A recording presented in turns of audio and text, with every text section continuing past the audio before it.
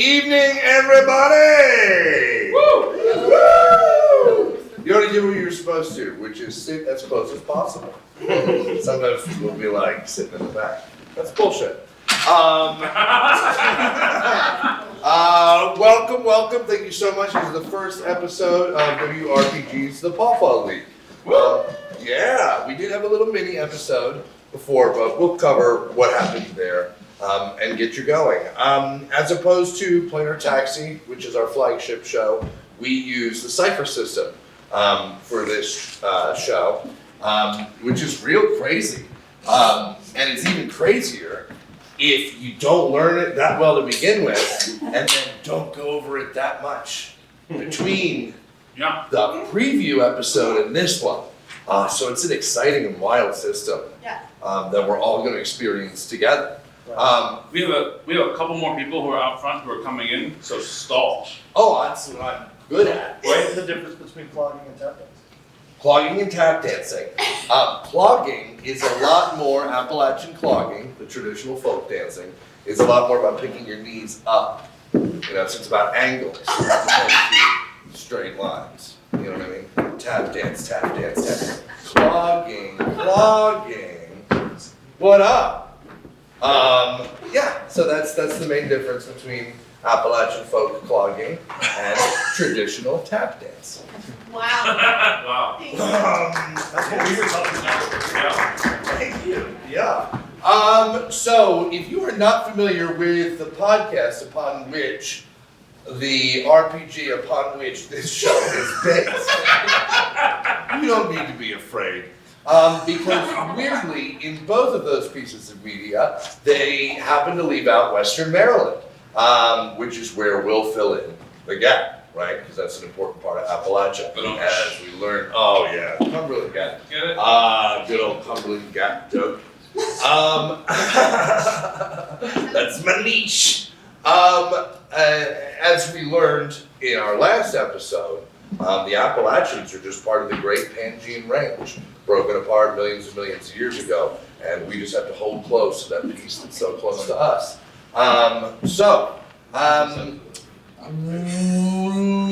Without any further ado, I think we should just jump in. As opposed to if you're used to Planar Taxi, this is an Appalachian horror show, so get ready for that.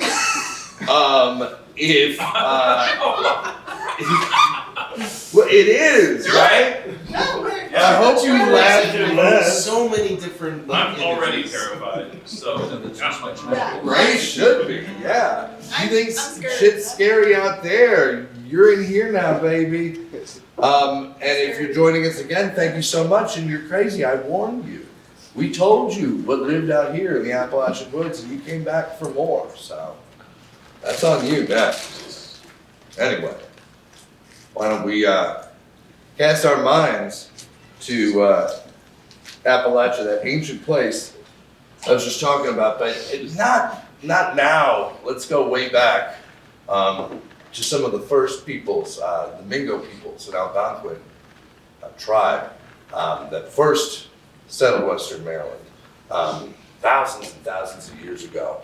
And imagine a young Mingo warrior running, fox in front of him. And what you would normally see in that scene, right, is a hunter pursuing. Why the hell would you hunt a fox? If you look closely, you notice he's not. He's running with the fox. And they're both sweating heavily. And they're not running towards something, instead they're running away from something. Shadows creeping ever closer. And as they pad through that forest, running faster and faster and faster, they get to a little creek, a gap in the woods over which that fox jumps handily and keeps padding, but he turns back because that young warrior stopped at the edge of the rock because he heard something, he heard a whisper. He heard something that caused him to do about the worst thing you can do in that situation, family, and that is turn around. And that fox knows, safe, on the other side of that beautiful crystal clear running water.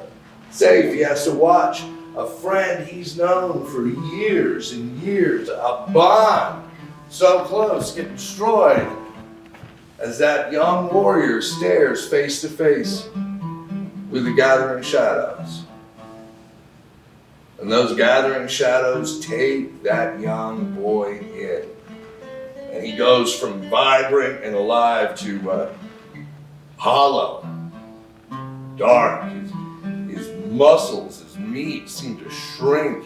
His bones get longer. The color in his eyes fades out. His smile turns dark to shadow, and suddenly he's not a vibrant, young, healthy Mingo warrior. No, he's a man who's just too thin. A man who's filled with shadows. And he looks across that creek at that fox who's, if you spoke fox, if you knew fox, you swear this fox was weeping as it looked across that creek at what used to be its best damn friend in the whole wide world. And the creature that was this young man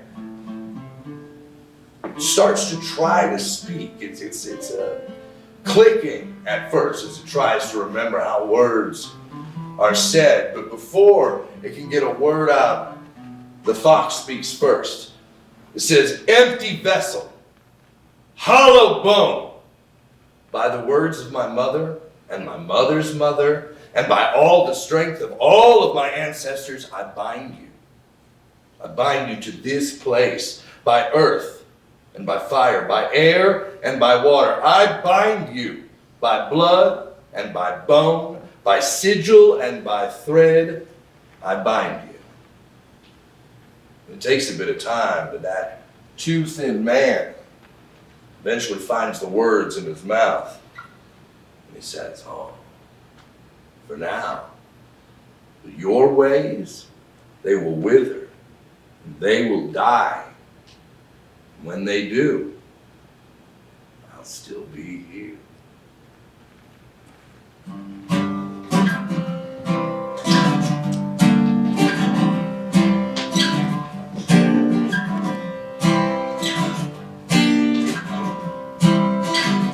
I like the dark, it is my friend.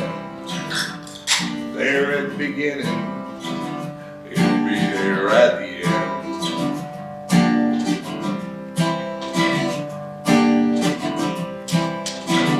I travel light, I'm real good. I learned so early, yeah, I understood. Yes, I understood. Well, I understood. Oh,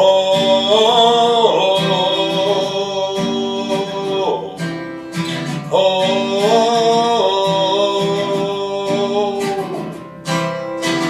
There'll be no trace. Oh, when I leave, these lines on my face and mouth, easy to read. Oh Lord, oh Lord, the road I take, it's made for one, and I don't regret all the things I've done, all the things I've done, all those things I've done. Oh,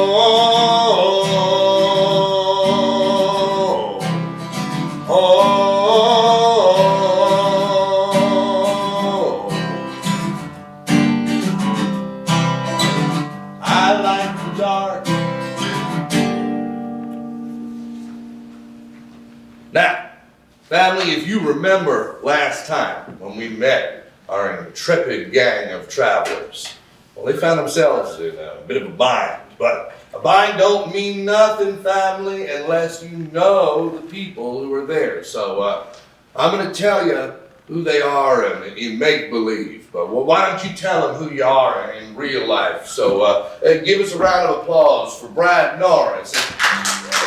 And Brad, who are you in real life? In real life? Right here, right now. Right who here. Are you? My name is Brad Norris, and I'm No, I did the fake part. Oh, you did the fake In real. Here in Appalachia. Here. Real life. In real life. Here where it's scary, not out there where it's fun and easy. Thanks for taking that hit, Brad. No problem. In real life, my name is Melchior Abraham Brenneman. I'm a mystical explorer who cannot escape the darkness. A mystical explorer who cannot escape the darkness. First thing you gotta know about the cipher system is that's all it takes to be a character. 3 simple things. I am an adjective, noun, who verbs. So Melchior, what are you again? I am a mystical explorer who cannot escape the darkness. That sounds good. Yeah. All right, nice to meet you, Melchior. Who's that on your shoulder there? Oh, this here's my raven friend. This is Chalk. Nice to meet Say you. hi, Chalk. He's fond of y'all. All right, give a round of applause for Hannah Bowler. I'm sorry, ma'am. Who are you? I'm May. Oh, May. Well, you want to tell everybody, May, what you do? Not really. Oh, well, if you don't mind maybe sharing just a little bit, maybe, if you describe yourself as an adjective, noun, verb, what would that sound like? I am a mystical granny witch who fears no hates. Fears no hates. Oh, we could all use a little bit of that right now, family, let me tell you. All right, give a round of applause for Donna Ibalik. Oh, I'm sorry, we're actually meeting you for the first time, man. What's your name now? My name's Misha. Hello, Misha. I am an uncanny shepherd who becomes the beast. Becomes beast. That's a little foreboding. I like your hat, though. All right, let's move it on over to Alex. Alex Hudson, sorry. Whoa! No name. Oh, I'm sorry, sir. I didn't mean to disturb you. Scare you a little bit there. What's your name, sir? I'm Todrick Jinx Jenkins. I'm a outcast fiddler who speaks in tongues. Oh, all right. Well, then I guess we'll listen real carefully, man. It won't be family. Give it a round of applause for Brad Bukowski. Hi there, sir. My name is Charles Burns, and call me Chuck. How you This is doing, my Chuck? faithful companion, Smithers. Hello, Smithers. I am a superstitious tracker who calls home the hounds. Oh, all right. I know a lot of animals here. I like it. I do appreciate that. Well, welcome, Smithers, and welcome, Chuck. Thank you. And we'll give one last round of applause for Greg Bell. I would ask Greg Bell to tell us who he is, but all he does is strum. Silent, stoic, like a statue, like a great kudzu-covered oak tree. You just have to appreciate that about Greg. You have to get used to it. Now, friends, these mountains, I told you this before, and if I did, just be patient. But for those of us who ain't know it, these mountains are ancient, remnants of that great Pangean chain I told you about. And that was once vast and unbroken, standing to a testament to this tumultuous history of this planet we're on. It's broken. And all those tall peaks, shrouded in mist, well, they've fallen. But what's beneath their rugged exterior are secrets older than time, and in the darkest depths where light does not reach, these deep things stir.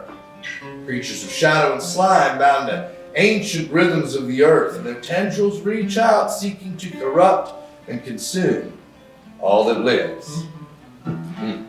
Now, all we have against us, all that we have against this dark, is our band of heroes.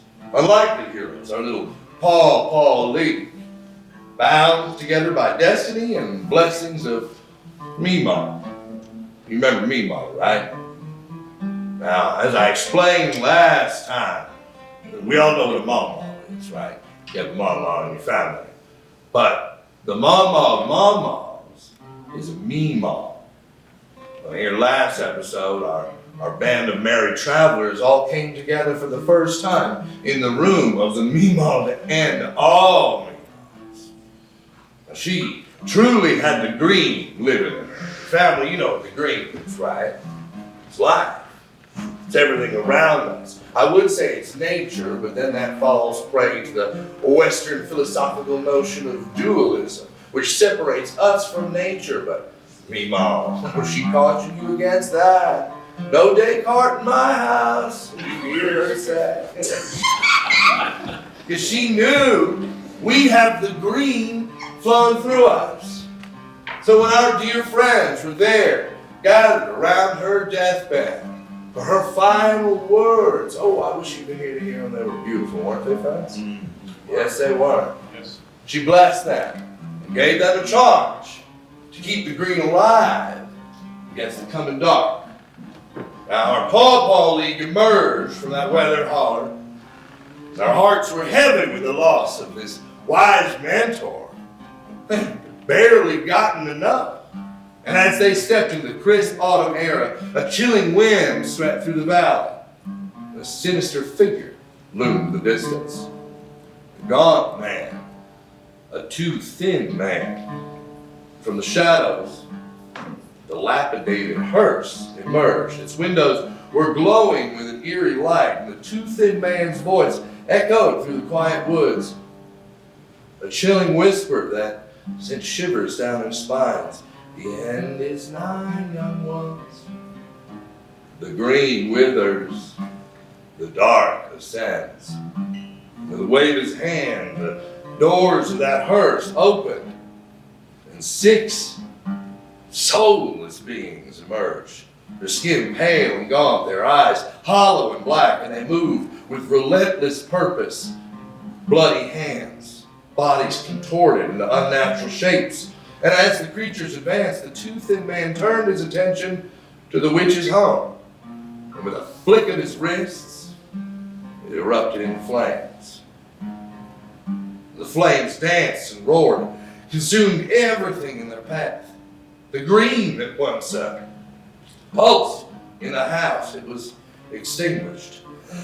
The air filled with the acrid scent of burning wood and mournful cries of the wind. The too thin man looked at our band of travelers and said, the old ways are truly dead now. A new era dawns, a world of darkness and despair. The ancient ones awaken, they hunger for your souls, the hollow calls, and you shall answer. Now you better run. And then what happened?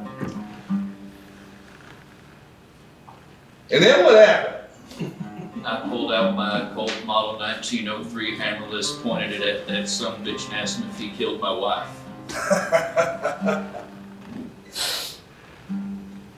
The too thin man smiles. One of those slow smiles where you know there's no real joy underneath of it, except for maybe a cruel pleasure.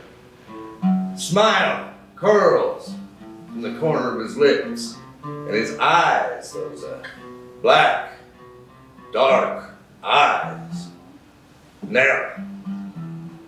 And he says, oh, James, the way I heard it, you killed your wife. And that's when he stares at you, James. And James, I'll tell you, you always know from that moment. You'll know this about James if you ever have a conversation with him.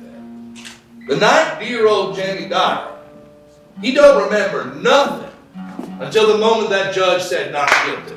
Ain't that right, James? Yeah, that's about long and short of it. Not a damn thing. No memory whatsoever, family. But you know what's odd, James?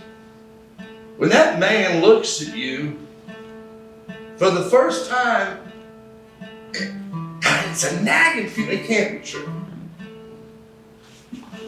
for the first time you think to yourself, hell, did I kill Jack? When he stares at you with those little shadowy eyes for the first time, you can almost see it in your head. Now, it couldn't be though, right? Because when they found you, you had no blood on you, right? I was playing my fiddle the whole time, the whole day. Not a scratch on you. But you can remember in your head now seeing blood on your hand. But that couldn't be. Could it, Jinx? Could it? Now for the rest of y'all, you just see a little staring contest going on. Right? You see that smile growing and growing the whole time. And the two-thin man turns from old Jinxie, and he turns to Moses. Now y'all can't see Moses here tonight because Moses is not on a mission. But he turns to Moses and he said, "Hey Mo, I think your master's calling." Mo's eyes go white, cloudy, nothing behind him. And Mo, y'all know Mo. You only met him for a few minutes, but damn, that's a fun man. Not no more. Turns moon-eyed, turns east, and shuffles off.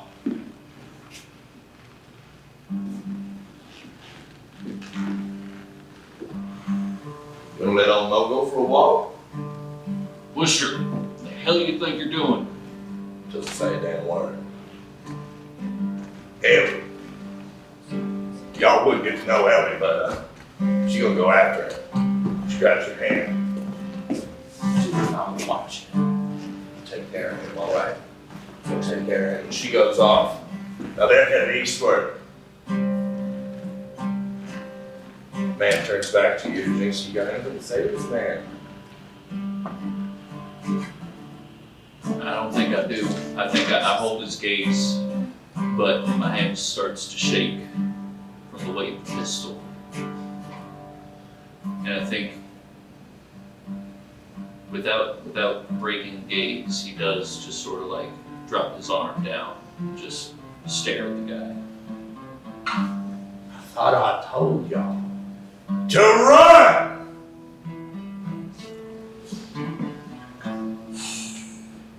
I think we should run. I think we should get out of here. All right, family, that's not a bad damn idea, don't you?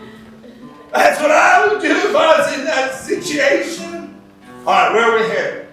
Now we know that Derek followed by Ellie. I'm sorry, Mo followed by Ellie just headed east. Yes? All right, they're headed east right through a patch of woods. No clear path discernible. Derek, Mo is on a mission. All right? Now, where you guys came from, across the Devil's Backbone, which is headed in the opposite direction, it's along a clear path. That's towards Queen City again.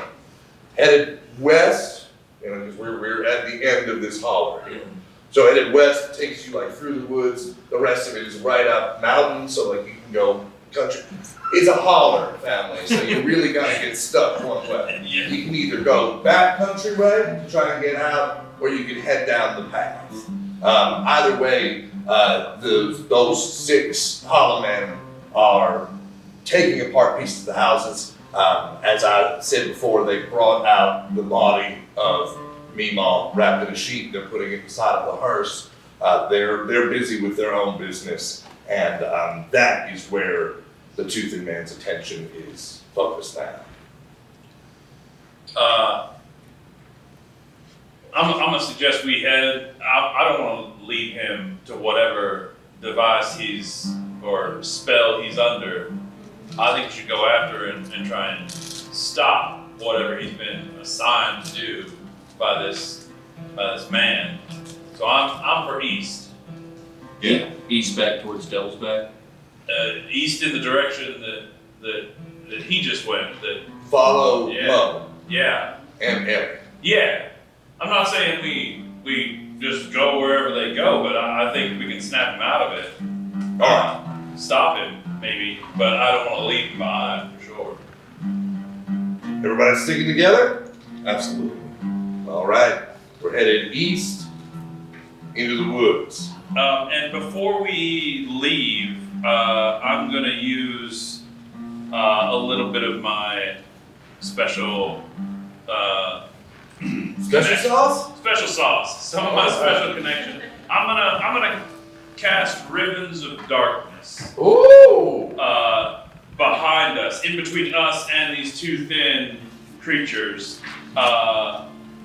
And for the darkness, literal ribbons of darkness, shadow spread out from where I'm standing and head towards them and create a magical barrier in between us. Anyone who might be in it or might move into it would have difficulty moving around or doing much of anything, or just sort of slow them as they wouldn't be able to see much in this darkness. They wouldn't be able to be aware of much in this darkness. So I'm really just trying to give us a barrier for a few minutes as we sort of make our way out of here between us and any of these folks following us.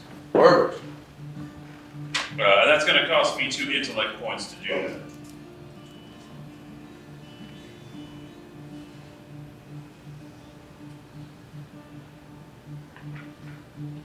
So I'm gonna do it. I'm gonna do it. So I'm up here, and as the group is heading out east, I'm just gonna stand behind for a second, and I'm gonna pull out Old Reliable here, and I'm just gonna speak words to it, and I'm gonna say, "Darkness, hello, my old friend."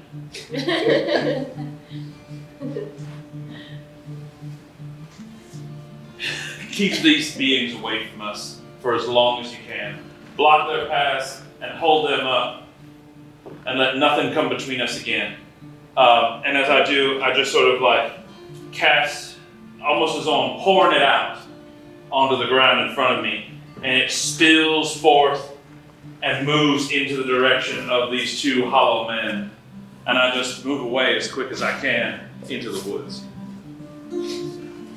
Family, we following? No. Or I guess you took it in the rear, right? I always take it in the rear.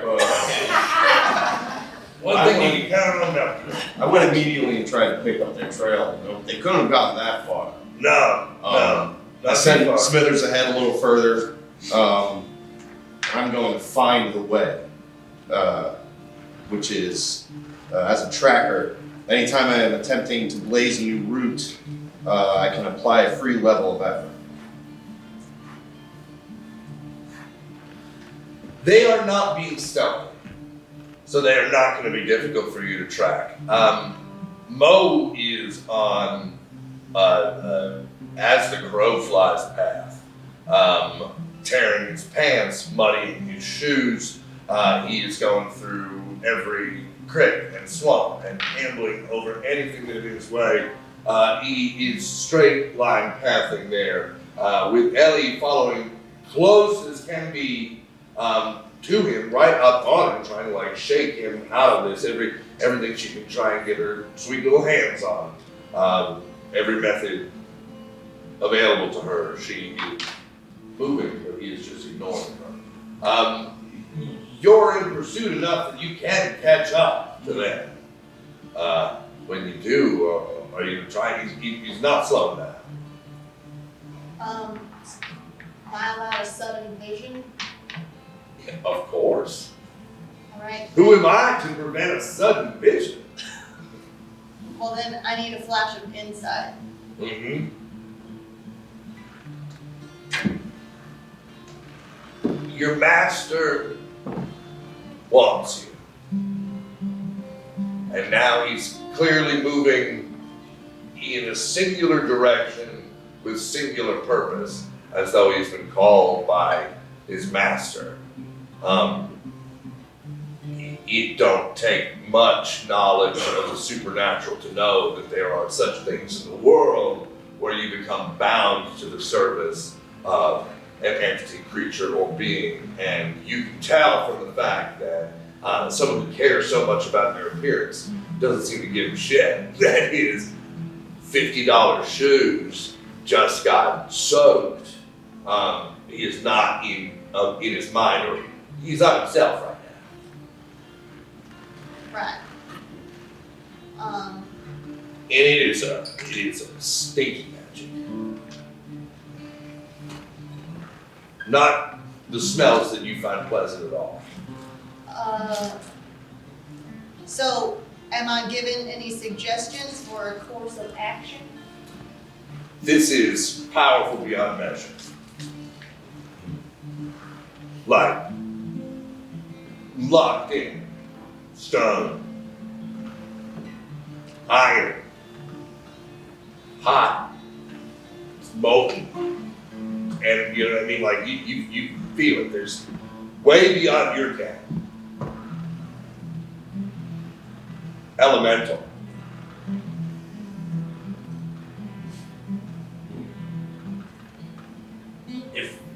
If one of us tries to stand in front of him and physically block him, like if I put my hands on his shoulders and try and push the man back, Moves. Push. Are you standing right in front of him? if I catch up and I get in front of his path and I put my hands on his shoulders in the direction he's coming at me and try and physically stop him from moving.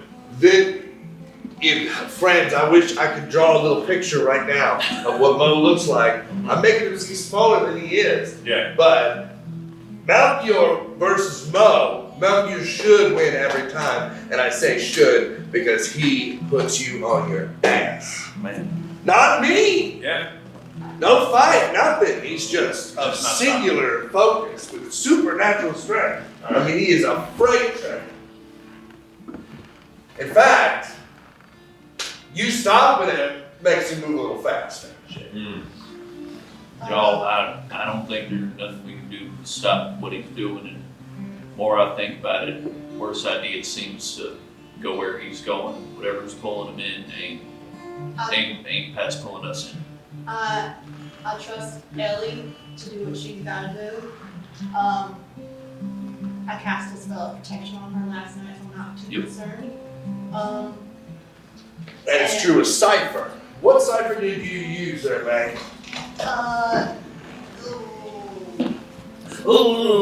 It's That's the good. Joker, the black cat. Conjure card. So, Cypher system, right? Cypher's whole backbone. Cypher's a little bit of magic. Explained on there is what that magic does. So, Ellie has the protection of a single card with a black cat on it. You stroke the cat along its edge, and the creature now has protection for whatever the level of the cipher was, which I think in 3 days, correct? So, Ellie does have a bit of protection on her. We're gonna let that be. I think that's the best course of action. Yep.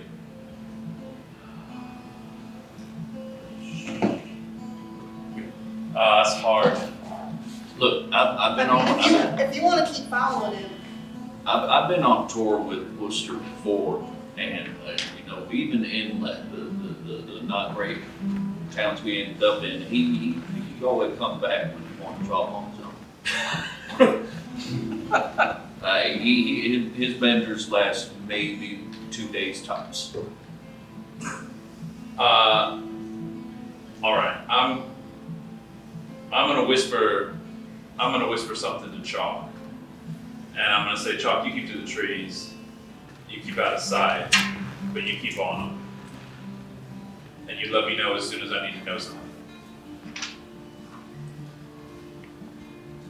And he'll fly off my shoulder, up into the trees, and he's vanished into the canopy in a matter of seconds. Barbara, I love it. Good old chalk boy. Mo's vanished into the underbrush in a matter of minutes too. I mean, he is moving faster. He's turning up, scrambling. And Ellie, fortunately, God love her, has the patience of a saint, still trying to chat him up the whole way. This fella's just scrambling on. she doesn't stop talking. No quit. So don't other people work with. All right. So we're in the woods. Friends, we got ourselves further up the holler to the burned house on the other side. Ribbons of darkness trailing behind us. Where we're going to head now.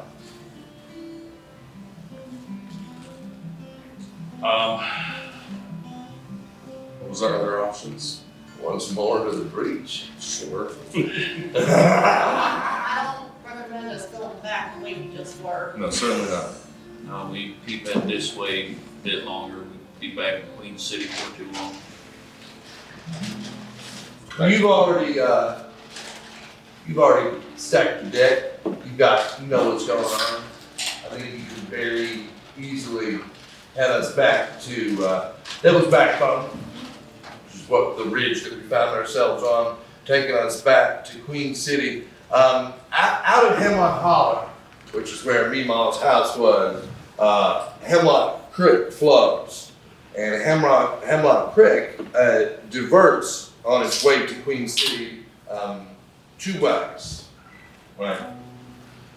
And you have found yourself, by going the direction you've gone around, you're now on what I guess would be the southernmost branch of that creek, which makes its way a little bit further down to an old mining outpost. So that you come up just a little bit upstream of what is the Megiddo pits there. Probably takes you about a half a day to make that much of a backtrack, but eventually you find yourselves shouting distance away from the edge of town there at the Megiddo Mines. You're gonna have to pass through or around them to get across the river to get back to Queen City. So your option about if you want to skirt around the town or if you want to go straight into it. Through the mines? No, just into like the large towny portion area. You don't have to go into the actual mines. Yeah, exactly. Company town. Exactly. Yeah, just cut through there. Let's do that. Perfect. You're familiar with the mines? I had a friend once who he almost lived down in those mines. He throw you a royal feast. You go in there, I'm sure. Wine and meat and all kinds of things. Roast meat right off the bone. Right off the bone. And my cousin, he threw us a royal welcome. I guarantee you. And they called it on the And they call it a mine. I don't much for going into mines. I like the open sky above my head as much as possible, honestly. Now yours a little longer. Little too dark in a mine for me, honestly. But I've seen my fair share, and I am fine to not go back anytime soon. But a company town's a company town. I work with a company all the time. Yep, and this sure the hell is a company town, script and all. Yeah. And out front of that store, there is a line of miners' wives and family waiting to spend that script at that one place they can spend it. The Megiddo pits are large in the complexity and hiviness that they have in the mountain. The town itself is not. And unlike usual when you see a mountain covered with mines, those holes would be reasonably far apart. In Megiddo, the vein was so rich, or anthracite coal we're going for here, that those 2 through 9 numbers of those mines are right there, not far off the town. I mean, you can see the archways that open into some of them, and they do. There's a weird thing in the same way, Melchior, you might know, or may. Oh, me, sure. Damn, any idiot. I don't know. You know when you go outside and you feel that like that? I'm sure there's some German word for it. But when you feel like an open space calling to you, you feel larger, it makes you feel bigger. Yeah. Well, these mines make you feel small. make you feel small and make you want to crawl inside. They don't call to you, I'd say, but they're definitely looking at you. We know that goes family. We know what that starts, what leads down to that path. First, it's the looking, right? So you find yourself in Megiddo, and there's a bit of a fight going on outside of that company store. Just a little bit of shouting, a little bit of yelling. Voices start raising up. Well, you said, you told us, you promised, you guaranteed. There's a short man representing the Lock Rail Company, Western Maryland division. He's saying, no, friends. We can all be polite here. There ain't no reason to. And that's when the throwing starts happening. It starts with the company script, and then it moves into rocks and stones we off the ground, and now we've gone into a full-fledged biblical stone.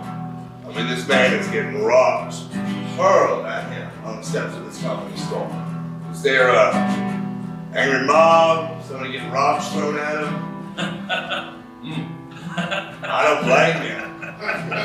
This company bastard makes his way back into that store, closes the door just before the window bursts on it. Oh man, he lives.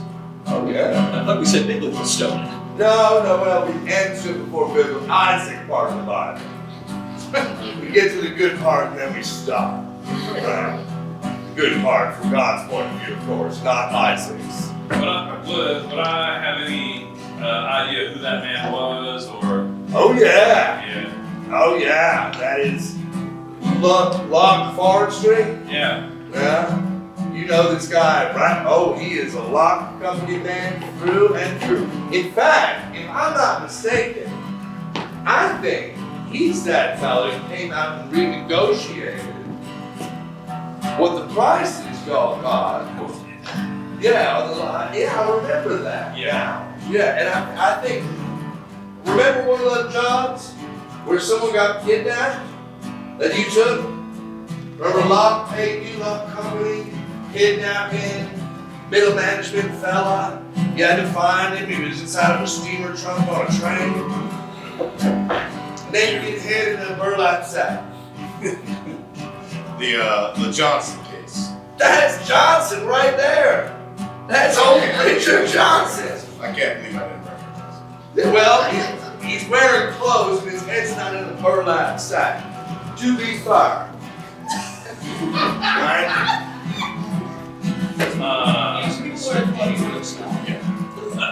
Is there a back door to this building? Classic Mountain Door. Just wondering. Of course there.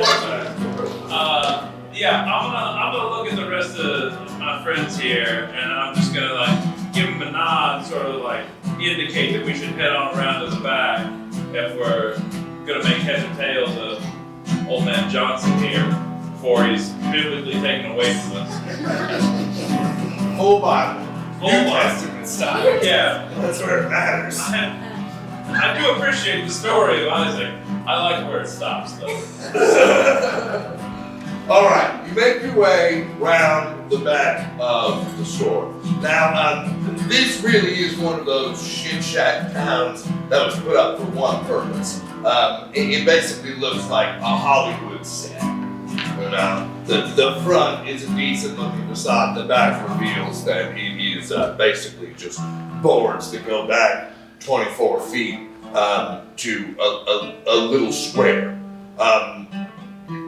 You can almost see through the cracks. You can almost hear through it. Once you get around to the back, you see a very not thought of or defended back door, sitting partially ajar. Also, you look off to the woods, you see a little red fox staring at you too. Just there staring at us? I don't know, I notice foxes when I see them. I notice all the animals. You know? Weird in the middle of the fucking day. I don't know, I can tell you, man. Okay. All right. I'm gonna open this back door. That's gonna go. Alright. Don't forget to knock first. Carrot. Always knock first. No, I'm not. I wanted to know, open the back door. I'm gonna catch him with his britches down. Ask him what's the trouble. I certainly hope we don't catch him with his britches down again. Well, I've never seen him with his britches down, but I'm going in the back. I can tell you. A bloody, bruised Richard Johnson and 4 Pinkerton men. Y'all know the Pinkertons, right? Yeah, they're like cops for cops. Like all cops are bastards, Pinkertons are double bastards. So there are 4 Pinkerton men, decently armed, but only 4 compared to a whole town of wild miners. Sure. And a very bloody, bruised, and trying to hold himself together. You know he's a bit of a crier. Richard Johnson. They're saying, what are we gonna do?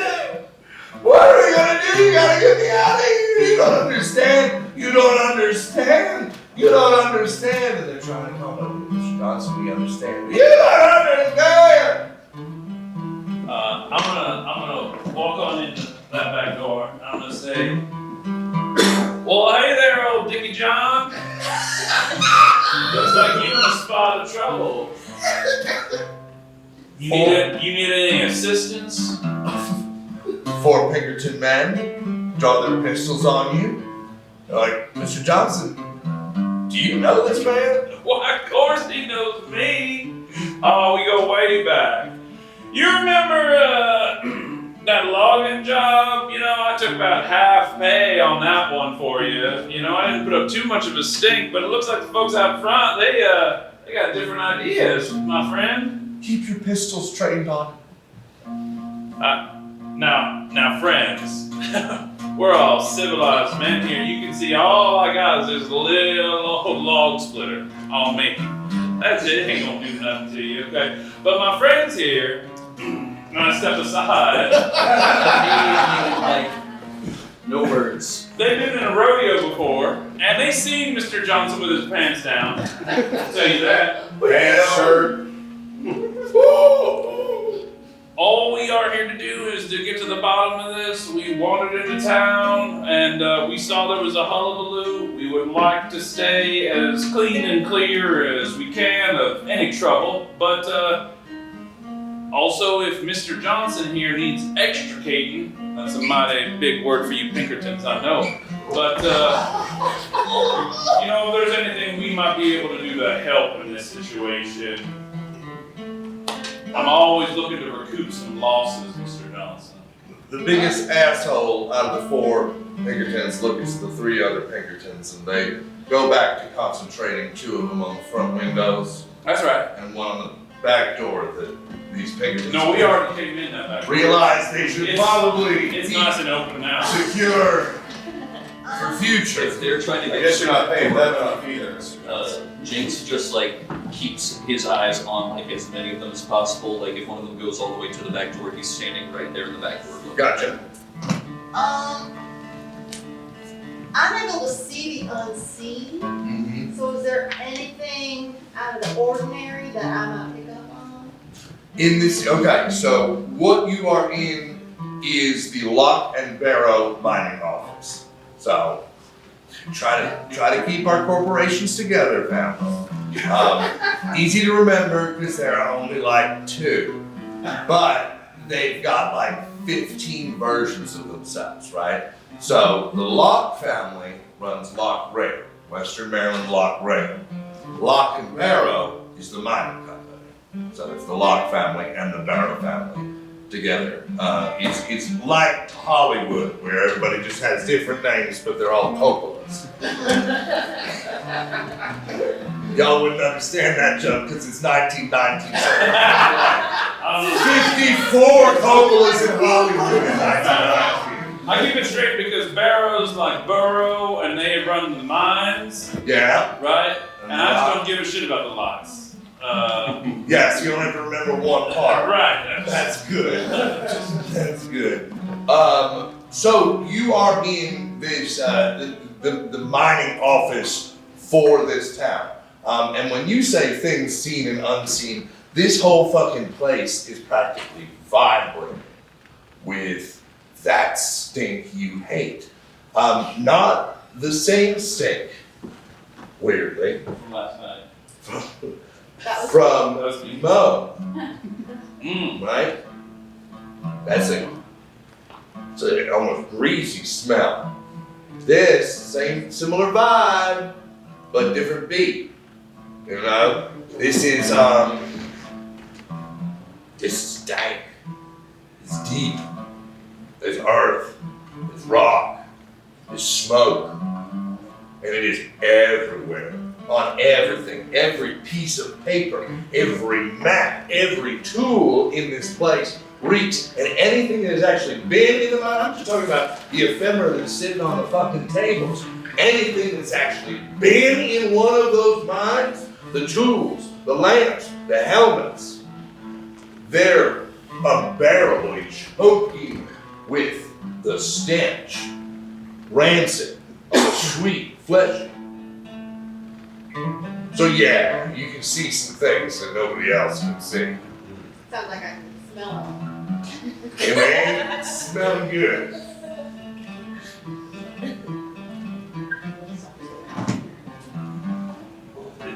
I should say something's going on in here. Do you see that, man? I'm excited what they're going to do to me. You know how bad this could turn.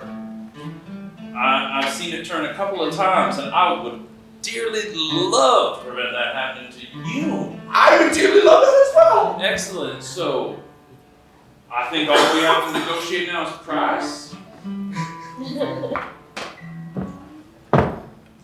All right. And he goes over to a very small safe.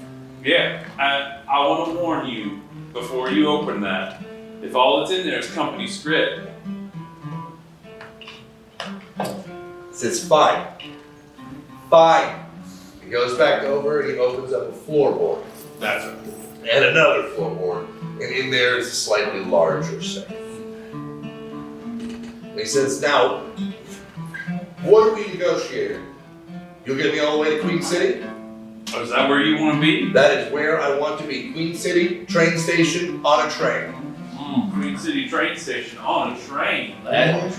Huh. Well, I know where Queen City is, and I know where the train station is. Mm-hmm. They do have trains that run through there from time to time, so all of that seems possible at the moment. Huh? Yeah. You want to tell me what you're running from? What got all these Pinkerton men up in a huff? Well, they're not so huff. Well, they are pretty huffy. They've been huffing quite a lot. That's they're Pinkertons, okay? Listen, you know how you're a logging man. You're a bounty hunter and a old grizzled guy and a weird girl. You know how miners can be, huh? Woman. It's like what? Weird woman. I apologize. A weird, fully grown woman. Yes, of You mean to course. tell me them women out front with the babes in arms, them miners, that's minor behavior entirely. Oh, what? No, different kind of minor. Different kind of miners. Baby minor is a different thing than minor. Yes, no. Baby miners somehow whine less. Pinkerton's laugh. I wouldn't put it past you to put a baby in mine. No, well, if they can Cheaper than canaries. Yes, that's Oh yeah. So- Bible knows the Pinkerton's laugh. Yeah. So, you know how miners can be. Bitch, bitch, bitch, bitch, bitch. So, we've got mines, right? Whole mess of them. So I was sent to make things a little more efficient. The problem is old number 6. The number 6 shaft. And it just seems no matter how many miners we send down there, they don't come back. And now productivity is down. I'm supposed to report back to base, and what are you supposed to do? You should be reporting the lives of those missing men. Of course I do. So they know you're too stupid to stop sending men to their death. Who knows what? Exactly how many men have you sent down shaft 6? Not at 2-3 dozen. How many of these Pinkertons gone down No, why would I send them? there? Yeah, that's why. Yeah. $10 a day, And bro. those men, are they in relation to the people outside? Well, I mean, just casually, friends, co-workers, Fathers. family. Yeah. So some of them wives and children out there, you sent those men who have those wives and children. Presumably, I don't recognize them. And you're wondering why you're being persecuted? No, I'm not wondering why, as much as I'm saying this is clearly a vast and elaborate conspiracy set up to ruin what I think is a perfectly reasonable match with Sodom. Alright. I think we're getting ahead of ourselves. Why don't you crack open that safe Alright, and we'll discuss price. why don't we discuss price, and then I'll crack open the safe. Oh, because I want to see that that's not just company script or wood chips that you got in that safe. I need to see that that's cash that's going to be good in more than one town and not just in this store, which smells weird. Someone who's obviously dealt with a locker company before. And he chuckles. Pinkerton's laugh. He opens up that safe, and indeed, it is filled with U.S. currency. Great. A good amount of it. Enough for, say, $100 a piece. Do any of these pieces of paper around have like any sort of numbers on it? Let me know how much is actually in it. How much is actually in the safe? Yeah. I mean, none of you have ever seen that much money before. So I think it would be hard to say. I don't know that any of us have seen. It's a good amount of money. There are no like ledgers that you wouldn't have to like go through something to find out exactly how much is in there. But I am authorized by the company to make a generous payment to ensure that my person, and as many of these fine, noble Pinkertons as possible, make it back to Queen City and onto a train. Shall we say $150 a piece? We really gotta check the Pinkertons too. So I'm gonna pull a little bag out of my pocket real quick. Bag's got a couple things in it. It's got a couple of herbs, things like that. It's got false daisy, devil's shoestring, some ginseng root, and a couple of scraps of broken sheets of paper with the word "all my enemies" written on it and crossed out a couple of times. And I take this little bag and I open up my breast pocket and I say, "The devil can't dance while he's kneeling," and I just put it right there inside my breast pocket. And I say, $150 sounds pretty good. And I take my axe and I swing it at the first Pinkerton right next to me, right in the face. Oh. All right, well, friends, I think that might be a good time for a little intermission break. Sure. Well done, Mount York. Axe to the face. 10? Yeah, Sure. Yeah, sure. Thank you, Ted. 10. We're gonna take 10.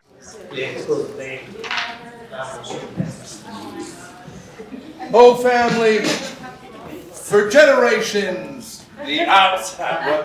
I'm just picking up our Sorry. Oh, no, I like You go ahead, you're good. I like that. I can hold this all day. Everybody back to one. All right, that's Good. All right. Now, what was I saying? Oh, yeah. For generations, I know that the outside world has looked on us here and wondered why we never really climbed out of these halls. Wondered why we reject outsiders and why we bind ourselves to the industries that seem to always destroy us. Why we drown ourselves in bliss and ignorance. They see us feed ourselves to the earth like martyrs. They see us dig into the mines, watch our fortunes rise and fall, cave in and burn. They don't understand how short these days are. Now you're sad you had to hold that arm up, aren't you? It's alright, I got it. How these mountains swaddle us in early darkness. They don't see how little sunlight we actually get. They don't see the shadows that stir. They don't hear the lost hymns that haunt the hillsides. They don't hear the prayers that rise up into the night. Prayers raised up to a God on high. And fall back down and feed the old gods of Appalachia that are sleeping below. Which is fitting. I mean, first come, first serve. All right. A swing into the face of an unsuspecting Pinkerton man. What's the swing on that bad boy do? I should've. I had a whole intermission to look. My small hatchet is only doing about 4 damage, but should I roll something for something? I mean, How's combat work? So combat works in a cipher system. By me telling you, I'll tell you what level this feller is. Yep. So these Pinkertons are all a level 3. But do I reveal to you what their health is? Usually health is the target number, which is 3 times what their level is, so 9.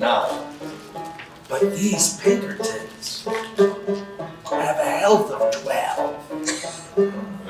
Oh. You didn't hear that! I didn't hear anything. I heard not. You heard that, family. They have a health of 12. So he takes your small hatchet to the face. Do I have to roll anything in order to make that? Oh, so no. That to me was an easy enough thing for you to surprise somebody with a hatchet to the face. Okay. That I think that's an automatic hit. Okay.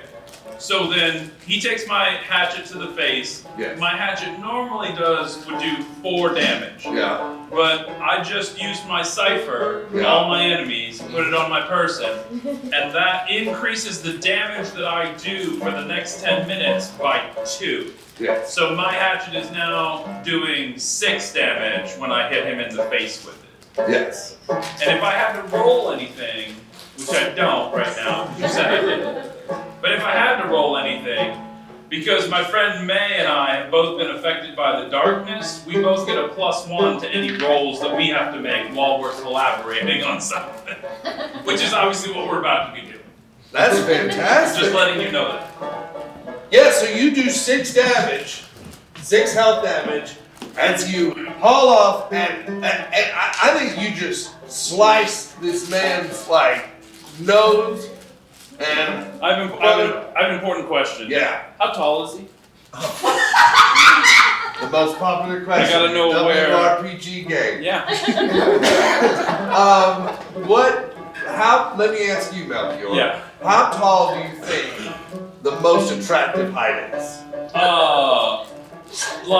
I'm a big fan of numbers. Yeah. So 6'6". Whoa! Because it's already got 2 6s in it. It just needs 1 more. Yeah, this man's 5'11". Okay. And he takes your small hatchet right to the face, takes his nose clean off, takes his front teeth off, and this man drops like a sack of potatoes. Like you would if someone were to take a small hatchet and bury it in your fucking face. On his knees. It's nothing if not realism here. Breathing, So, yeah. yes. This is a horrifying thing. As 3 other Pinkertons. Yeah. Now, place their attention towards you. Great. Everybody's going to need to roll a d20.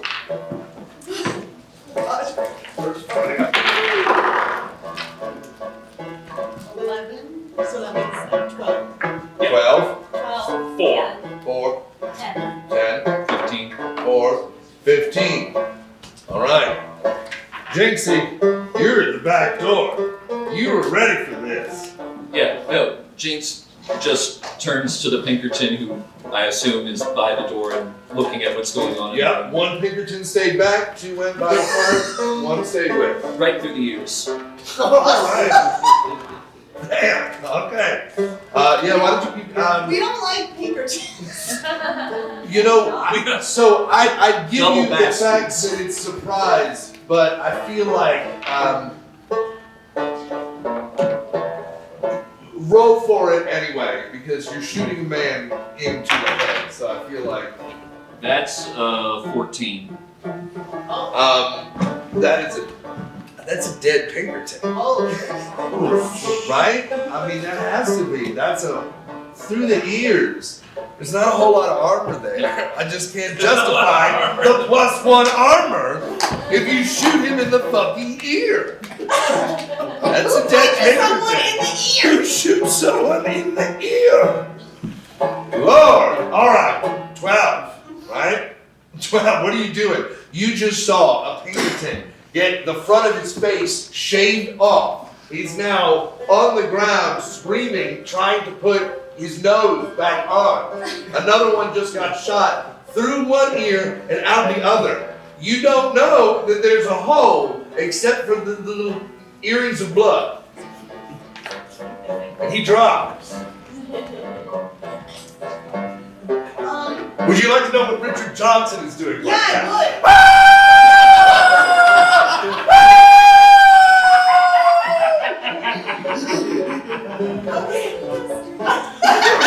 Yeah, like Donna doing the polar plunge. Oh wait, so I'm gonna take, yeah, he's losing for intellect. Okay. He's taking intellectual damage, people. Well, I'm not much of a fighter. Or I don't know if this is a situation for lovers. Is there anything you can do to pump somebody else up? Give them a boost? Well, You can also fuck off and hide. I can use hedge magic, which can't directly harm a person, but I can move an object into their way, Oh. or presumably over their head to knock them out. All right. So I don't know if it's helpful to you, but if you picture a company store, like a base of operations for a mining company, you have to picture that every space is utilized to hold objects and things, particularly mining equipment, which you have to purchase from the company store. Bastards! Yeah, like that's the most horrifying real thing you've heard tonight. So there are pickaxes all over the place, and hammers, and pans, buckets, ropes, chains. Where are the pulleys. two remaining Pinkertons in this?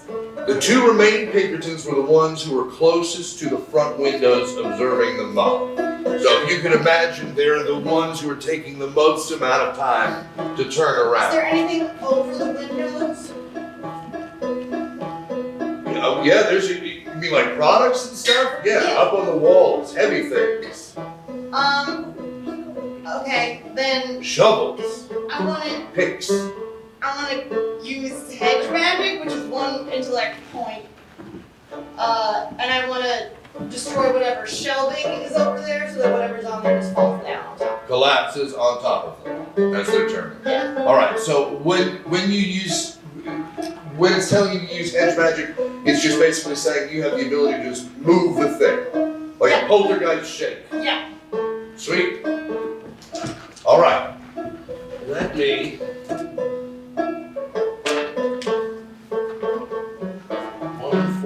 It specifically says you can't hurt, right? Correct. I'm not allowed to hurt another creature or object. Alright, well then this would be putting hindrance on. What is it? Making them hinder their next actions or attempts to dodge, attack us, whatever it might be. Yeah, I'm not killing them. I can't kill them. Yeah. I can Yeah. incapacitate them slightly. Alright. Poor bastards. 10, correct?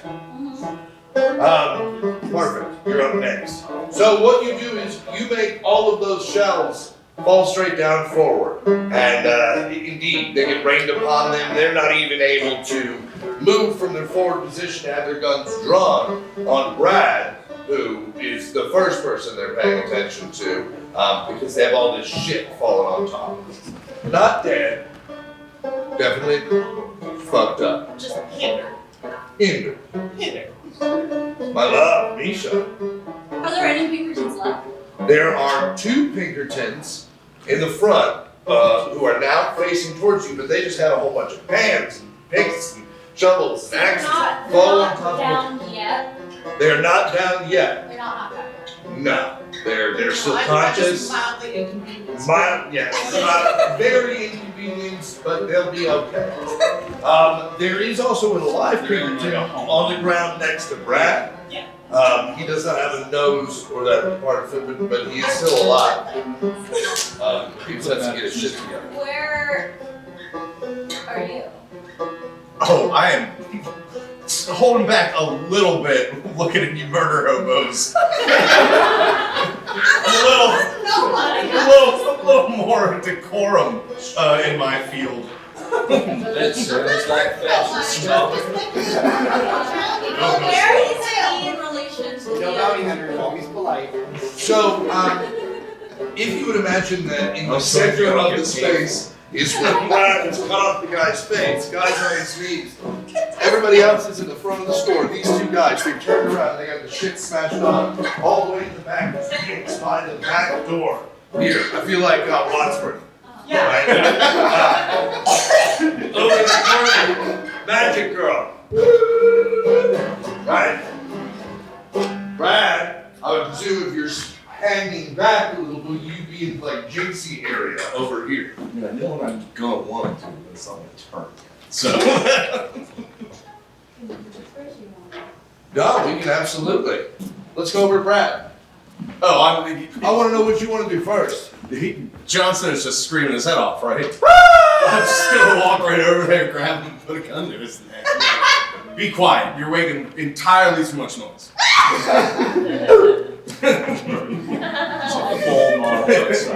You figured out what buttons to push. Yeah. Well done.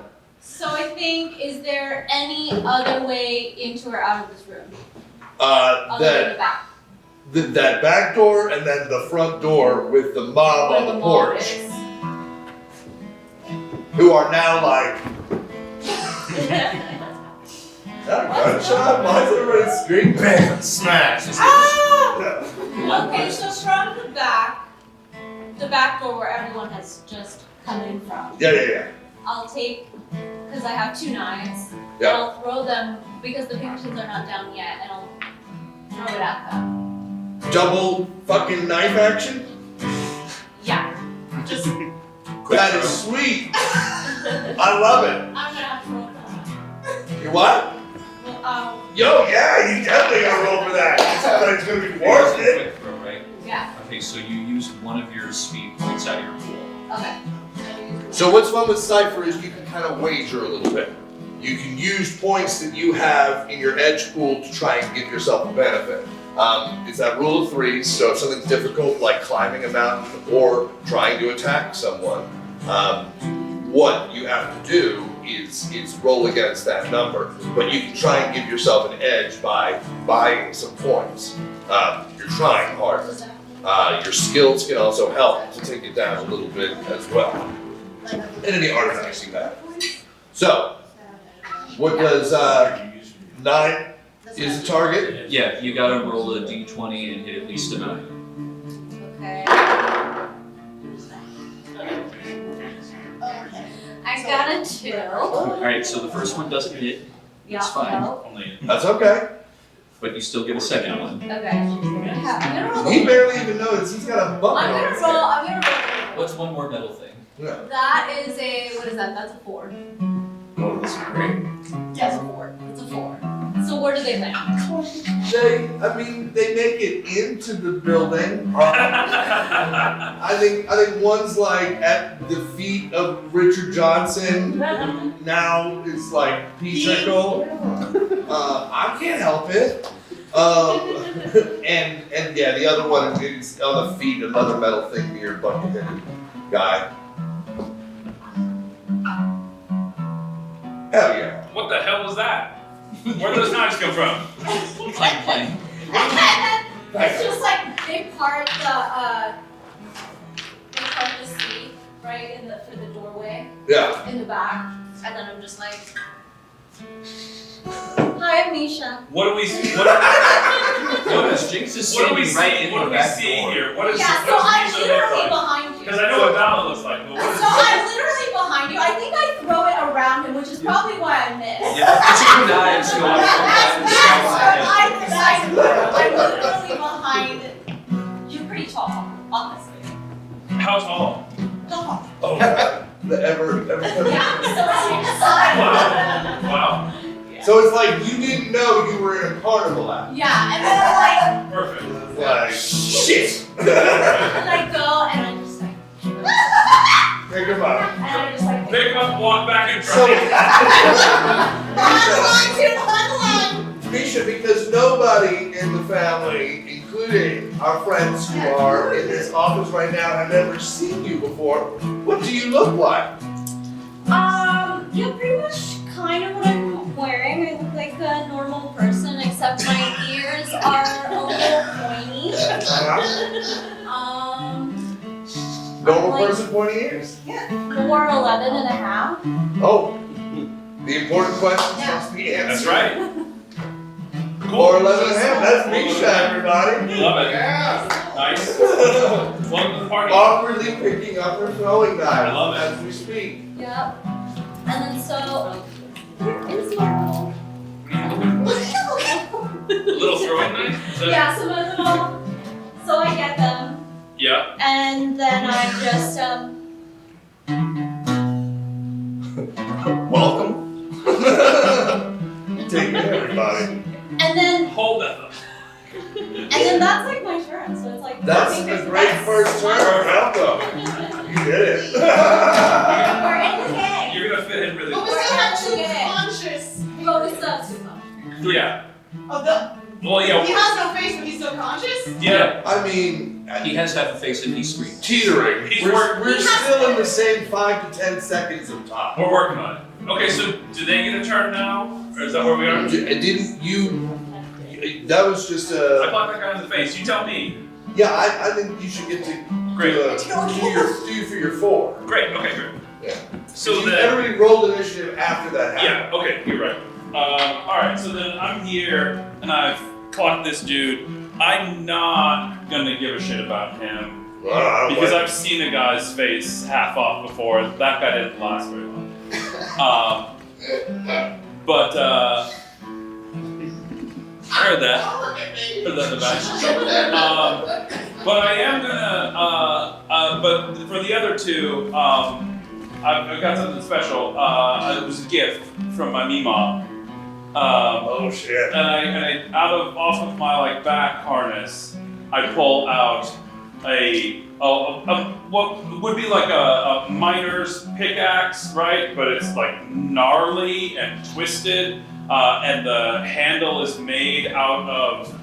It's almost as though like a tree grew in this wicked twisted shape and was just made the handle for this, right? Like it's not nicely shaved or shaped or anything like that. And into the handle of this big maul of an axe are carved like what appear at times to be names, right? And sometimes they burn bright, and sometimes they fade. And I take a look at it for a second. Do I see the names of any of these men on this axe? You see the names of all 5 of these men Yeah, on this act. that's what I thought. Okay. Great. So I'm gonna take this axe of the wicked. The fucked up part though is, Melchior, the guy without a nose, his name's the smallest. Yeah, well, he's almost dead, so that tracks. I didn't kill him yet. He could live a full productive life with half a face. No nose. Yeah. I've seen that too. Boardwalk Empire. I've seen some fucked up shit. So, so I'm gonna take this axe and I'm gonna walk over toward these other two Pinkerton, and just the first one that's in front of me, I'm gonna take it and swing it around my head and try and connect. All right. I'm gonna try to connect. See how I do. I'm helping. You got 9. Yeah. So wait. I get a +1 to any roll, so that's a dirty 20. Oh! And then that means that that's 9 damage off of the axe of the wicked there. That's a dead Pinkerton. God, I hope so. But Does his name disappear now? that's a great question. Is his name still on the axe? It's now permanently Yeah. on that axe. Great. And if you were to look at the axe, you would see that you're absolutely right. It's like it's made out of burl. Mm-hmm. And it's just name upon name upon name, and it's each new name starts to heat up and glow with the embers of it being in proximity. Once you finish the job, it's cool to the touch. That's important. And indeed, that's the case. So I'm gonna take this big old axe and I swing it into this guy, right? And then his friend is standing next to him. I'm just gonna say, "Your name's on here too, friend." And I'm just gonna stand back away. I don't have another turn, but I'm just talking to him. I'm just talking. I don't have another turn. I'm just talking. Okay, nothing to do. But yeah. You're next. All right. Well, I think like mid-swing because I have danger sense, which can I use it in this instance even though I would not be attacked? I mean, what danger? It's just You don't like, need your sense to tell you you're in danger. yeah, I'm a danger girl. No, this is like when you need to make a swing. When I need to, yeah. Yeah. So while he's mid-swing, because so I can use 1 speed point, and because now that I've cleared the pillar that I was on, I have a clear shot and good stand, and I Total asshole Yeah. standing in the door. and just like clear like throw, and I don't know if I have any. If I can I use quick throw again and use another 3 points? If you want to spend the points, you are allowed to do that. Sure, That's because how I it had works. 12 and I used It's like 4. a casino, girl. You can spend as Yeah. much as you want. I'm like, I want to make a good first impression. Okay, so like while he's like mid-swing, but like I beat him to the punch, and I just like Little right duo. straight into his chest. To the guy Go for it. he did. Oh yeah, I do have. Now we're talking to the guy Buckethead, the guy who just took the bucket off his head, not the guy who just got cut in. Right. So the last Pinkerton who hasn't been injured. Yeah. Yeah. We got a minus 2. For the bucket. Oh, Oh, that sucks. That's a 16. Oh. Nice. Okay, Yeah. so yeah, like clear, like full straight. yeah, I mean, I see it as like you just performed an emergency tracheotomy on him, but it went way too far. So he's just like wheezing and squeezing out that kind of like Yeah. moist air, bloody bubble foamies that are coming down his neck. It And smells he's so good in here. just like, Yeah. you know, Smelled it before? No. I didn't think so. no. There are 4. Oh wait, hold on, fam. Now there are 4 dead Pinkertons. Oh, okay. No. Oh, and then face guy. Yeah, he's Yeah. he's succumbed. Now there's a piss soaked Dickie Jones on the floor. He's Whoa. sucking. So he drops and squirting and like bleeding out, and we're watching him. Yeah. And I'm just like, I mean, I guess you could watch him Yeah. if you want to. That's Right. personal choice. So I just put an axe to this guy, and then immediately a knife just swings by and hits the guy right next to me, and he drops. And I'm like, oh, that was a better shot. Good work. Nice to have you. What's your name? Misha. Misha. This is Dickie John. Say hi, Dick. Dickie John was just about to go pay for his crimes. You wanna open that front door for us? Now listen, if we could just be reasonable about this whole thing, I'm sure that we can come to some sort of arrangement, couldn't we? Don't you think? I'm pretty sure we're about halfway to an arrangement already. You ain't even got to concern yourself with it.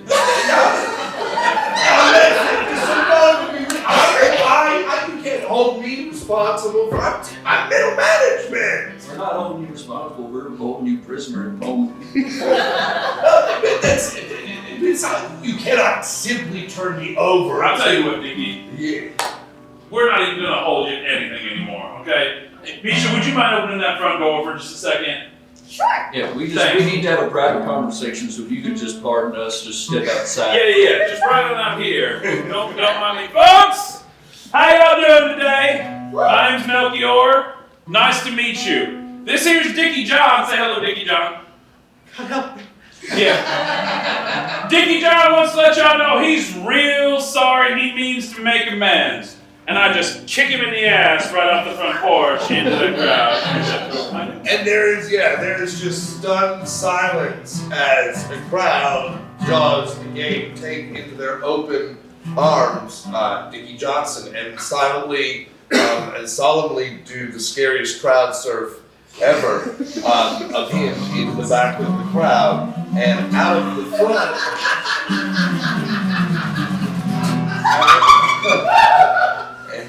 Exactly. And out of the front of this mob, one woman steps forward. Now you've closed the door, you're back. No, I don't need to close the door. It's fine. I can leave it open. No, it's alright. She'll gently. Okay, great. Open it back up. Yes, ma'am. Hello, yes. Who the hell are you? Well, we're just a league of extraordinary. We're the Pawpaw League, man. Nice to make your acquaintance. And what exactly is a Pawpaw League? Well, you know what a pawpaw is, right, man? I certainly know what a Pawpaw is. Of course. We've been charged, sort of. It's kind of complicated, but, well, I got something for you. You want to hold on just a second?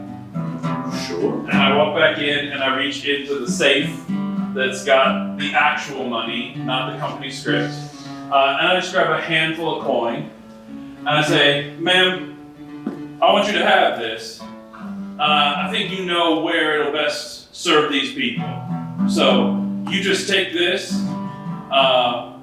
This company store is not going to bother you no more.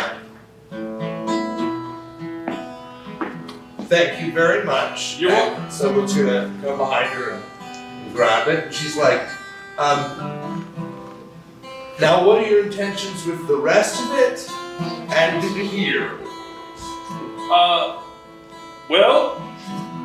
My friends and I, we probably taken a little bit just for our troubles, but, I haven't really had a conversation with them yet, but, as far as I'm concerned, it's mostly yours. Yeah. Well, I'm just thinking, we might need it for when the army of Pinkertons Yeah. and Lockenborough Mining Company men come and murder each and every one of us for the 4 dead Pinkertons. What 4 dead Pinkertons? I mean, I don't see nothing. Those fellas just ran off in the woods. You're as far as I out. saw. Mine better than mine, man. Tell you what, I'm gonna hand you most of what's in this safe here, and you go distribute it as you see fit. I'm gonna close this door, and I promise you there ain't gonna be no dead Pinkertons in here by morning. I've got an even better idea. Yeah. I'll tell you what we're gonna do. Since you guys seem so helpful, maybe you can help us. Sure. See, we've got a bit of a problem with old number 6. I heard a little something about that. Yeah. Yes. Something like that. Yeah. You want us to go figure out what's going on? That would be infinitely more helpful than bringing down an entire world of trouble on our heads. I don't know if you'll find it quite as easy as murdering 4 men. You got nothing to lose but your chains. In less than 15 seconds. If you can see it in your hearts, helping out They were armed men, just so a you poor know. town. We're all armed. It's 1990. I mean, sure.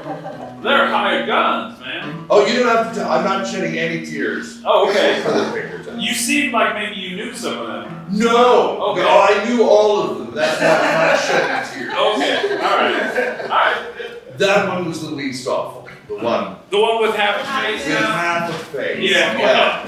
Yeah, I noticed. I tell you, I'm sorry about that. I just wiped the blood off. It's my hatchet here. No, I mean, This is why you don't have good charm or persuasion. I don't know any of it. I can tell.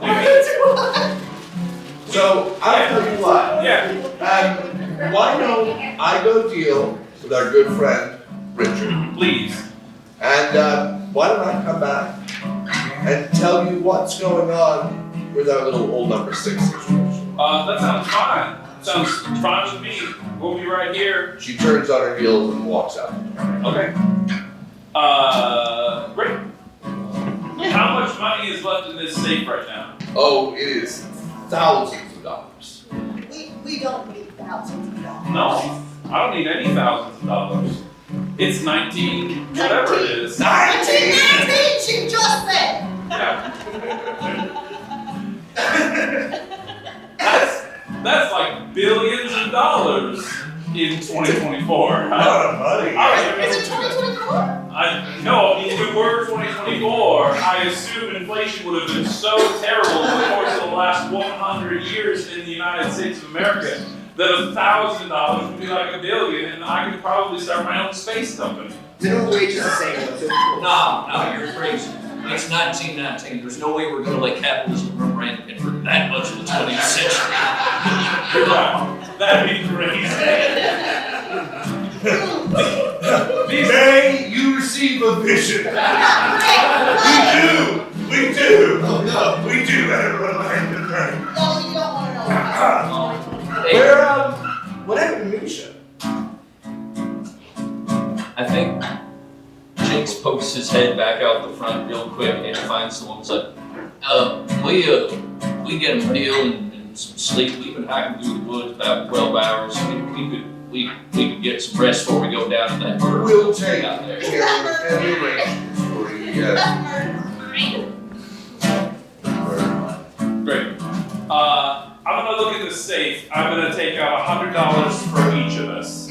I don't want that money belongs to this town. I do not want dead men's money. Okay. I'm gonna take out $100 for each of us minus our superstitious friend.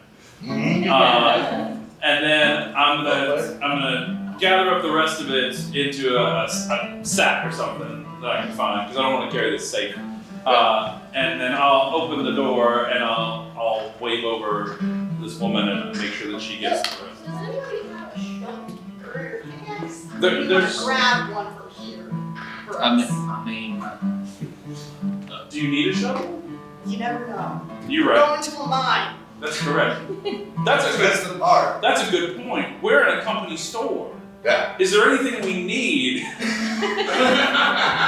that's not money that's hanging on these walls? Are you actually asking me? I kind of am, I guess. I mean, I didn't even like think about the fact that we're in a company store. Yeah. That's what I just said. I know! You inspired me to ask the question. if the conversation is being had in the open, Jinx doesn't chime in, but he does go over and like grab a carbide, land at like a couple things of like the fillings and like. That makes sense. I mean, we're going In which case, Going over. James, whole rat. you are welcome to grab yourself up to 5 items. Where did Misha go? Where did that girl go? I don't know. Okay. She's a mercurial one. Okay. Are her knives All still? I have is a knife and a hatchet, and I don't think I'm much good in a mine, so I feel like I should grab a pickaxe and a shovel. In which case, you may grab 5 items. Don't worry, I mean, you can take until our next Great. adventure. But you are now able to put 5 items in your Wheelbarrow? wheelbarrow. Push hard. You rate this store? I guess I'm mostly looking for food and water, things like that. I don't know that I have much need for A it. company store is the Walmart of the store. It has everything you want, and it is shitty and overpriced. Great. That's perfect. It's a Walmart guarantee. The shitty and overpriced. Yeah, and you can only pay for it. So anything you want is in. Great. I'm gonna get at least 2 canteens to hold some water, and then I'll get a couple days rations, maybe some canned goods and things like that. Put in a sack to take with me just to get some food, Perfect. things like that. Excellent. My superstitious friend. You grabbing anything off these walls? Oh, we're going into the mines. I'm looking for all the dynamite. If something's coming after us in those mines, I want to make sure it cannot get out. You will make sure it and we are buried. Long fuses. Might need extra long fuses. Are there canaries? No canaries in this store. No, I'm sorry. So you as well have the opportunity to add 5 items to your list. What's that? Say, oh yeah, sorry. Yeah, you are in a company store. Feel free to rate it, of course, please. Okay. And the people do not seem to care. The woman returns with the rest of the ladies' auxiliary, who gladly take your giant burlap sack with money Yeah. and say, we promise you this will make it to the hands of those who most need it. We have a home prepared for you to all stay in. We'll have supper ready soon, and we can tell you all about what's been going on in old number 6. All right? Excellent. I guess we better wash up for dinner then. And you have full opportunity to, and it is a wonderful meal. Family, as we all know, there ain't nothing better than home cooking, and there ain't nothing better than ladies auxiliary who are happy to have guests and are happy to serve food to guests who just put Richard Johnson into their hands. And nobody cooks good like you cook good after you just beat someone to death, right? And you can taste the love with a little dash of that hate. And you know what? In moderation, hate tastes good, right? Yeah. When it's righteous indignation, just a little sprinkle. When they get to like the house that they're all like staying in, like doing the long rest for the evening, like Nisha's already there. Oh, I love it. Yeah, I'm just like, okay. You could also have stolen 5 items from that general store. So if you need some shit to put in your thing to get re-up before you head down into the mud. Alright? Wonderful meal. Fantastic time. And I will tell you, these ladies auxiliary are incredible. It's an organization that is predominantly now mostly to help serve the widows and orphans of men who are lost in the mine. And it is, an entirely man's job in this situation. So what's mostly left in this town is women, older men, older folks in general, but only a few able-bodied miners who are left to work those other boreholes, right? But they just keep putting people into old number 6, and as she'll explain to you, her husband was in that first group that went down. He was a boss, and for a team, not like management. She's much too proper lady married to management. And he was in the first crew that went down. That was about a month and a half ago. And these fellas, like Richard Johnson told you, they disappeared, right?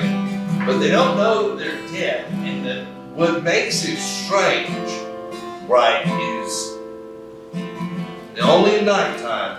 It's only when it's real dark. She'll hear them. talking to her. Not even like spooky, weird whisper. You know, he's just straight up in the middle of a conversation with her. Like he's not even gone. Like he's been there in the house, in the room, in the bed with her the whole time. She feels like he's there. And that's the case for everyone who's lost someone there. Children hear their father in the room while they're playing. Daddy ain't there, Daddy's down old number 6. Every time they send somebody down, don't matter, they see the light fade, then they hear nothing, all down, can't hear it anymore. The moment that lantern light fades out of view from outside, they're gone. Only be heard and felt. Any questions you have, they're happy to answer, but really they just need help. They don't know what else to do. How many men would you say? When did this start, first of all? So the first time, old number 6 got reopened. Old number 6 was ages ago open. A lot of these, it is unusual for a mine to have somebody so close together. But here you see the main 9. Number 1 is closed right now. Number 6, you see all at periods of time they get closed once the vein doesn't become as productive anymore. But they'll reopen them again once they send a couple people down and try and find different spots.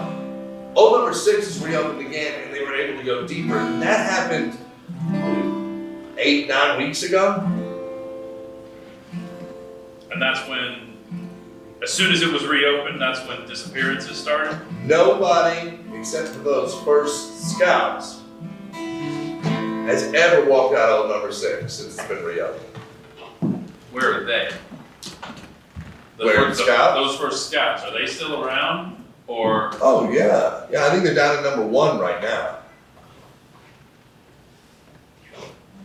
That's what they do. They go to the closed one, see, try and find if there's a viable vein anywhere else inside the mine. Is there anything that those first scouts had to say about their experience down there, or anybody asked them about it? The thing with, so even among miners, right? The thing with a miner is, a miner doesn't necessarily love being in the ground, right? Miner can't wait to get home, see the light at the end of that tunnel, get out, see their family, see their kin. Not these fellas. They love it down there. So, the moment they came out and that mine opened, they were on the next job. If they're not down at number 1, then they're in their shack, which is a little bit out of town, up the trail. It's over by the storehouse. Live back away in a shack up there. If they ain't down the mine. But you'll see what we mean when you meet them. That they ain't exactly, visiting us on Sunday supper.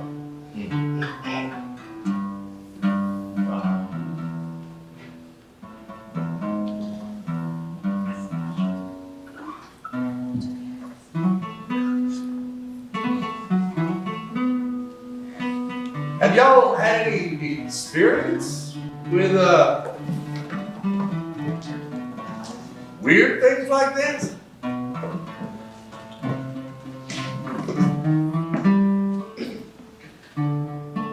More than most. I had a feeling. So it seems like it's fortunate that you came upon us, isn't it?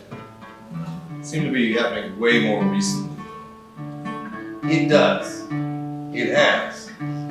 We've noticed that too. Things just ain't right around here.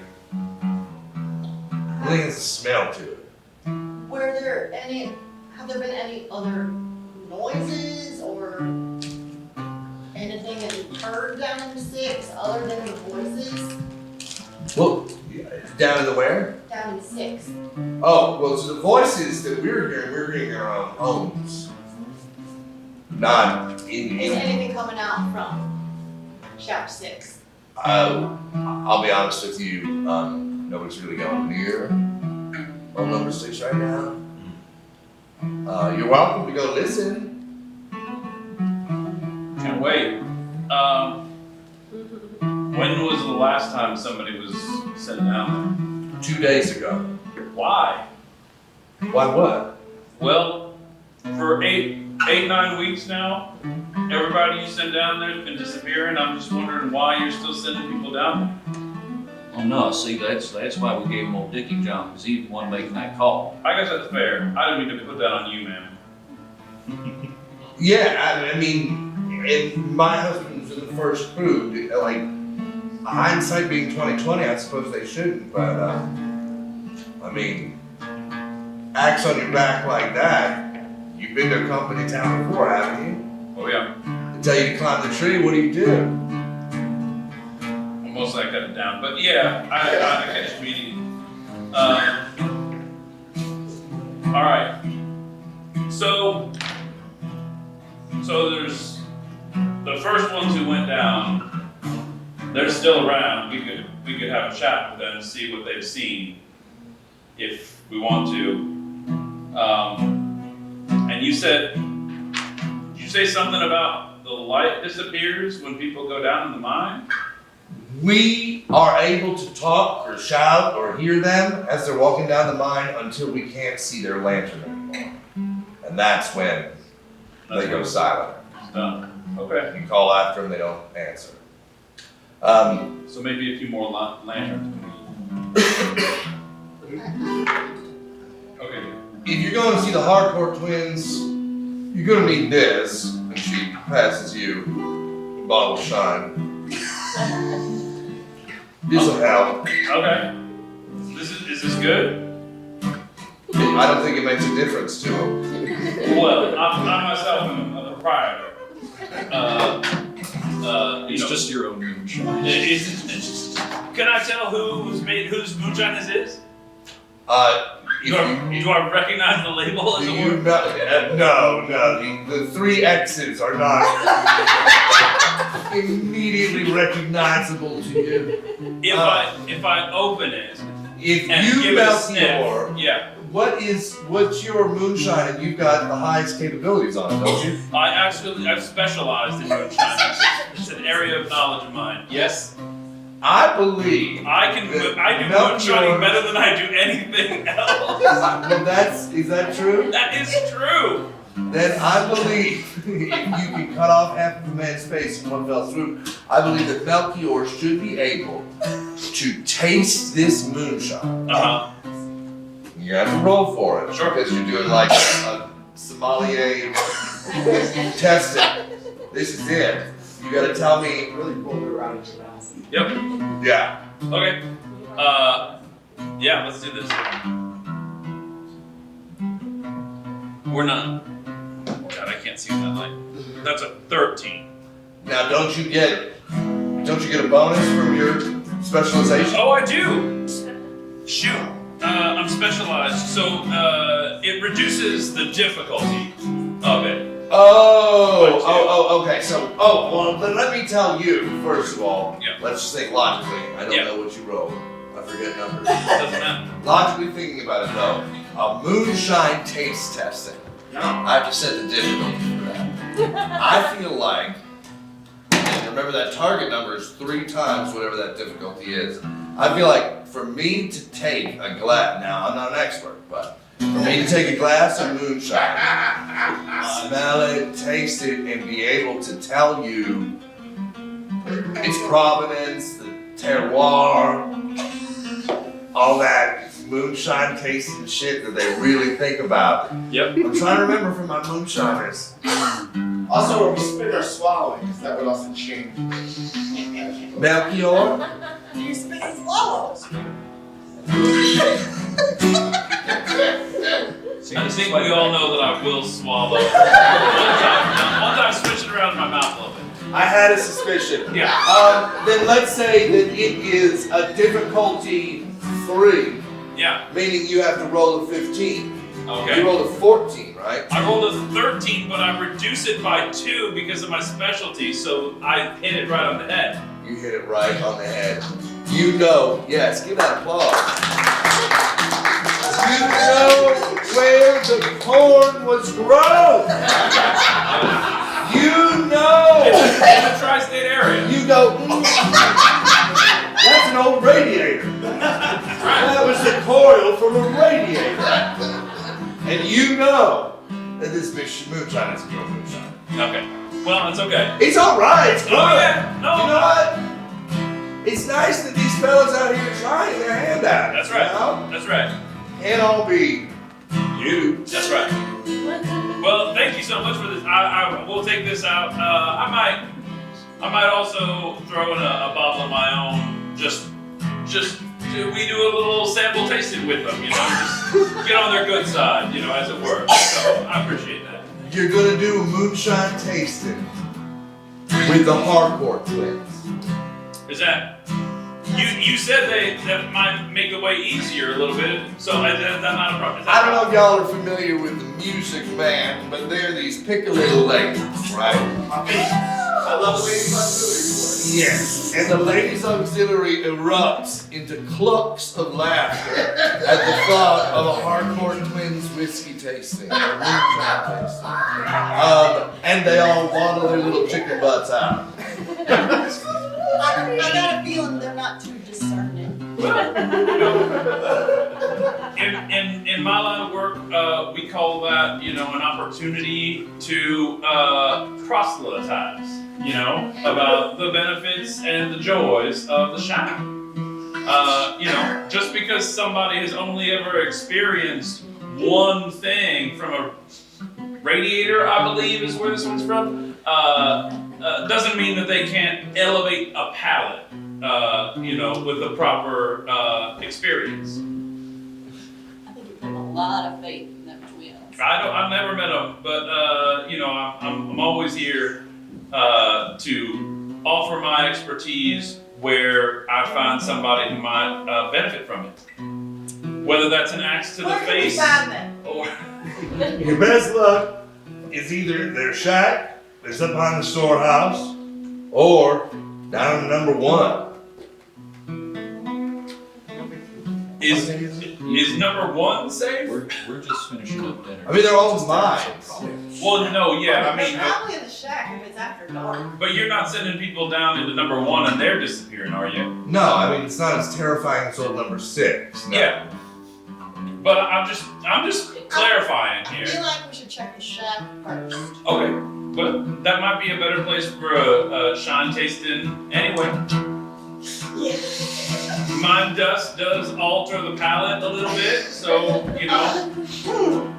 A bit. All right, so we're heading to the shack, yes? We're heading to the shack. Well, are we, these folks have offered us a place to sleep for the night. Have we slept yet?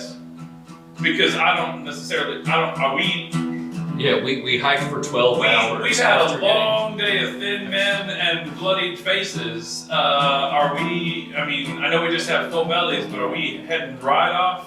Are we doing like is this a midnight moonshine tasting with the hardcore twins, or are we waiting until tomorrow? I have a feeling if we wait till tomorrow, we won't see them until tomorrow night. Okay.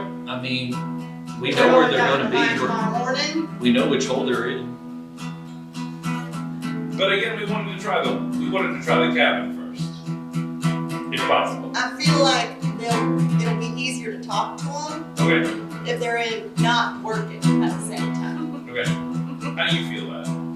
I kind of feel the same. Tonight? Yeah, you don't want to bother a man while he's working. That's fair. Probably won't be very hospitable in that moment. Okay. Catch him at home with a gift of your wonderful shine. Well, thank you. Hopefully they're not too far gone already. Or maybe they're better for us. You know, they've got a little shine on them already. Might make him honest. You want to find out? Do you know if there's a back door to the cabin? How tall Why are don't the you twins? find out? How tall How are tall the are the twins? All right. The hardcore shack does not have a back door because it is the definition of a fucking shack. It is the shit. You don't even know how you don't even want to ask how 2 grown adult men cohabitate in a space that small. It smells like shit, is what they're saying. Yeah. And I wouldn't touch any of the socks. Oh, God. Are there Right. are there socks around? In this Oh shack. wait, I get it. Right? Okay. Slow I lost myself at first salter. A Pinkerton glass.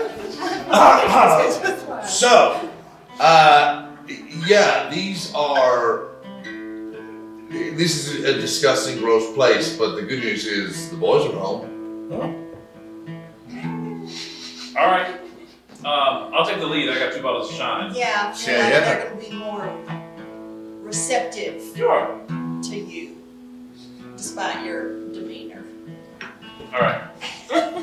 Despite my demeanor, Well, you and I both got, I'm awful. I'm awful friendly. I don't know what you're talking about. none of us are very good at charm or I persuasion. is all I I'm am saying. nothing if not honest to a fault. All right. I'm gonna walk up to the shack and knock on the door. Moment passes, and the door slowly creaks open. It's small, wiry fella, pale, pasty, coal black hair, dark features. And he just stares at you, says nothing. Good evening. My friends and I out here looking for the Harcourt twins. You know them? Larger twin comes sliding into view. How does that work? It's a, what do you mean? He's a larger twin. Yeah. Okay, Twins can be different sizes. you're right. Do you not know how twins work? Have you never I'm seen the film Twins? It's like the textbook example of twins. So- They're different sizes. So what you're telling me is It's the central conceit of the entire film. Danny DeVito answered the door, and then Arnold Schwarzenegger came in. Is that what And you Danny DeVito, but like if he was emaciated. How terrifying is that? It's a horror show. Yeah. I'm picturing my Skinny Danny DeVito answers the Tiny. door. But he's got a full head of hair. Okay. That's terrifying. Arnold Schwarzenegger, but larger. Well, not svelte. Thor in that movie. Yeah, Oh, Yeah. That's Thor. he's been eating too much sog and egg and bread. Saugenhagen, Braden, Yeah. Schwarzenegger. Yeah, got it. Okay. And he says, that's us. Well, I'm mighty glad to hear it, gentlemen. We come bearing gifts. We were sent by some of the folks down in town. Said you might be able to answer some questions that we have. But first, I wanted to share with you this here jug of moonshine. Now, this might be moonshine that y'all are familiar with. The ladies down in town gave it to us to give to you, sort of offering. But Look at each other. I want you to know that I myself am a purveyor of some quite fine shine myself. And so I have tasted this. It's passable. But I wanna welcome you into our company here by presenting you a gift of some of the finest shine you're gonna find in the tri-state area. Okay, certainly in the great state of Maryland. All right, and I pull from my pack a jug of my own moonshine. It does not have 3 X's written on it. Instead, it's got a tree, an image of a tree drawn on it, and then another tree that's been felled. Right, so there's 2 trees that are on it, but one is fallen over and one's not. Right. I like that. This is my own brand of shine. I make it myself. I would be honored if y'all would invite us in. We could have a tasting, both shines together. Maybe we answer a few questions, and then we'd be out of your hair for the night. How's that sound to y'all? Schwarzenegger, Saugenhagen, Braden, Harcourt grabs the 2 jugs of shine and goes over to the table, already littered with bottles and cups, and sets them down. And little Danny DeVito Harcourt steps to the side to let y'all pass in. Thank you kindly. Do y'all think of this shit? Nisha stays up. Inhale. Yeah, as the elbows, inhale. I mean, you can sit on the porch, you keep the door open. There's not much privacy going on inside this shop. Okay. I don't think I'm gonna go inside. I think me should ever stay on the porch. Mm-hmm. Jinx was also gonna stay out on the porch, but for a separate thing. He was gonna use one of his ciphers. Oh, what you doing? He's gonna use Farsight. He takes a wreath of kudzu, flowers, and like dried berries and twigs, puts it on the ground, puts his right hand in the wreath, left hand over his left eye, and he thinks back to Hemlock Holler, thinking back to the little clearing where Meemaw's house was. And for the next 50 minutes, whenever he covers his right eye, his left eye looks out into the clearing. Oh, wow. So basically, he wants to see what's going on there. To like, is there anything left of the house? Are there still boogans running around? Yes. So what's left is the smoldering foundations of the house, and those, the moon-eyed hollow folks are collecting the burning, any kind So of they're still vegetation. at it then. Yes. Okay. Yeah, they're clearing up every piece of vegetation and putting it back into that hearse, all the roots, all of the stuff. Okay, so it's like they're just stripping it bare. Yes. Land completely bare. Yep. Got it. Thank you. Yeah, particularly everything around Meemaw's shack. And then I think I turn while he's doing this, and without looking at either of them, go, really was a shame what happened to Nemo's house.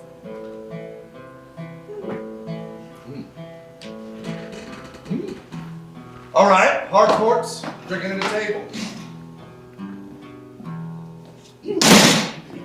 They are completely silent, but they Gentlemen. are drinking. I thank you so much for letting us into your beautiful abode. I really appreciate it. I tell you what. I don't understand how you're charming so well. Wait. They're literally, you say lovely abode, and they're both just like. That's it. All right, well, I'll tell you what. We just got a couple quick questions. My friends and I here. We're sort of down in the town. We noticed y'all got a lot of mines open these days. Most mines I've seen all together in one place anytime soon. Well, we heard a couple of rumors in town about old number 6. And, some people have been going in there, not necessarily coming back. Well, we hear tell from some of the women folk in town, who are lovely, lovely creatures. They certainly can cook up a mean feast for you. They said you folk, sort of the first ones to go down there in old number 6 when it got opened back up about 8, 9 weeks ago. You came back just fine. I mean, I can see you just fine right here in front of me. So I was just wondering if you had any insights or ruminations into what might have been going on down there in that mine. Old number 6, specifically? Well, I mean, Yes. yeah, not to put too fine a point on it, but that is the one we've been told that they're having problems with. You got men down in the hole. Dying? Yeah, you got men down in the hole. We don't know they're dead, they're just not back. Yeah, I don't think anyone's dying. Anything, they're better now. Better how? Better now because they have purpose. You Okay. can't imagine what it's like to have purpose. Enlighten me, if you would. What is it like to have purpose? You seem like a very purpose. Which one of my copies were now? Oh, you're talking to Schwarzenegger? Yeah. Okay. You'll know when you're talking. You seem, I just wanted, you seem like a man with purpose. Can you fill me in on what exactly it is that they're doing down there so purposefully? They're serving? The most that any of us could all hope to do. what we're all here for. Work. Glorious work. Beautiful work. Isn't that what you do? Every day. Isn't that what you're here for? Yes and no. That's not what you wake up for every morning? Well, some mornings I wake up for the sunrise over these beautiful hills. Overrated. Well, Suns, lights, stars, overrated. No, down there, that's the place to be. That's where you can serve real purpose. Live a life that has real meaning, serving Him. Balin? My cousin? That's your cousin? He's down there in those mines, yeah. Yes, he is. He's sure down there now, working hard. You can learn a lot from your cousin. Now that's a man with purpose. I see. And was it the two of you that put these men to work and gave them purpose? Lord, no! My good, two of us? Yeah. Look at us. No one listened to us. Oh, we're the first ones in the hole. Any hole, always have been since we were little. You can find all sorts of things under the earth. We found all sorts of things, but you know what? More importantly, something found us. Purpose. And that's all we're living for now. You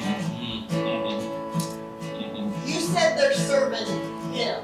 Who are you talking about? And as you ask that question, Danny DeVito Hardcore finishes his line. And I'm telling you, these boys have been draining these bottles. Yeah. Draining. You have no idea how a human being can consume that much liquor. They should be passed out or sick or drunk. This is like Raiders of the Lost Ark, the horror movie. No one should survive this level of alcohol poisoning. You ask, him? Who's him?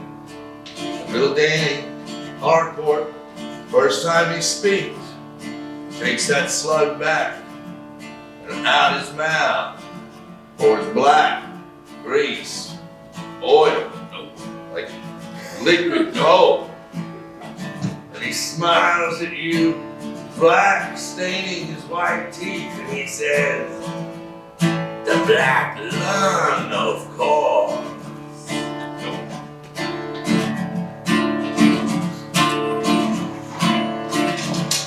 And the old devils are at it again.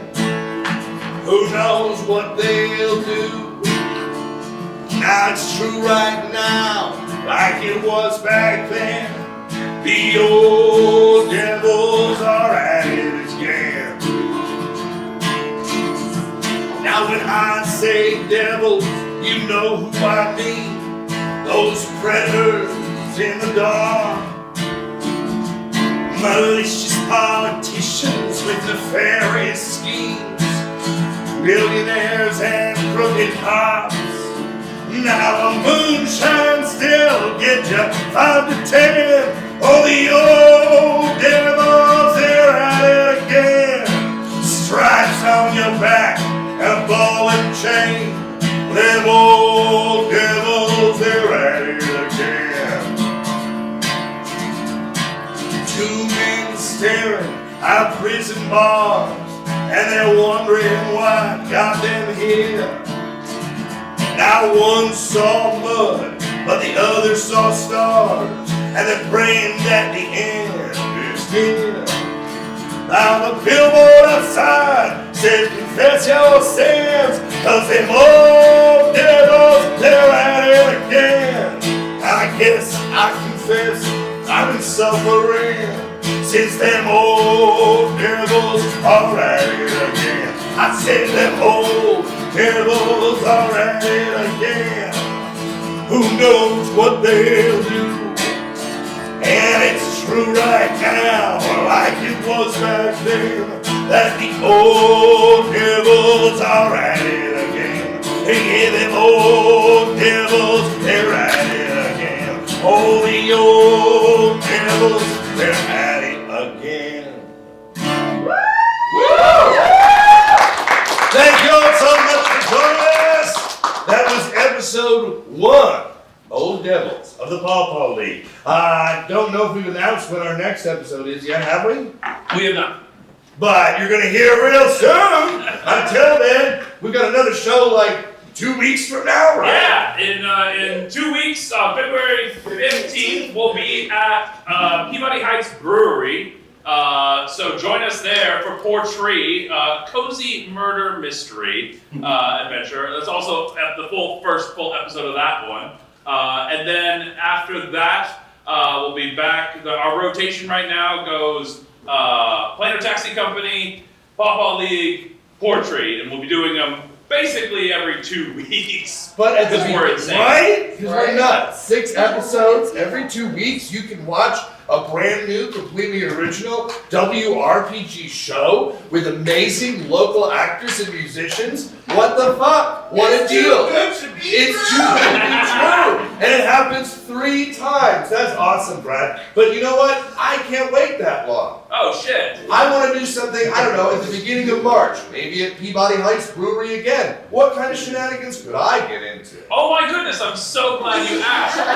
Because March 8th and 9th, Saturday and Sunday, at Peabody Heights Brewery, the WRPG, is a sponsor of Game Face Con, which is coming to Peabody Heights Brewery for the 2nd year, and this year is going to be even bigger, even better.